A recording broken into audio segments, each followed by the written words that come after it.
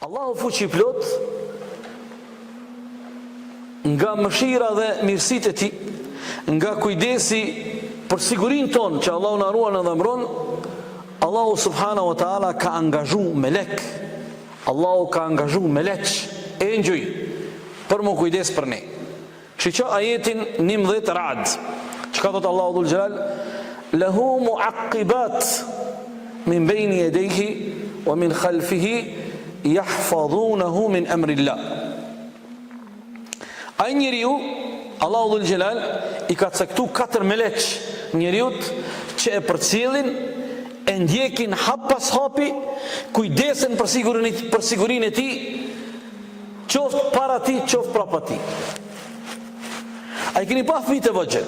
Ndashta çdo njonit prej neve në familje i ka ndodhur. Dhe ne për gjysheve tona e kemi pas këtë akide, këtë bindje.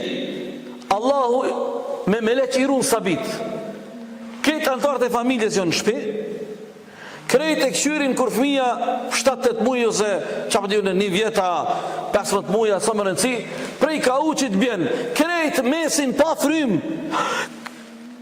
Edhe krejt në fund kur ngajnë i madh i vogël me këshyr, me shiqut, çka ndodhi? A thej dorën komën hundën? Allahu akbar. Se janë melaqet që i quan, që na ka mësuar pejgamberi sa el hafadha, melek që Allahu te baraka wa taala u ka jap këtë detyrë. Edhe njëherë dëgjoj ajetit 11 Ra'd. Lahu mu'aqqibat, ati njeriut Allahu i ka caktu 4 melek që kujdesen edhe e ruajnë dhe e mbrojnë në çdo çast njeriun para dhe pas tij.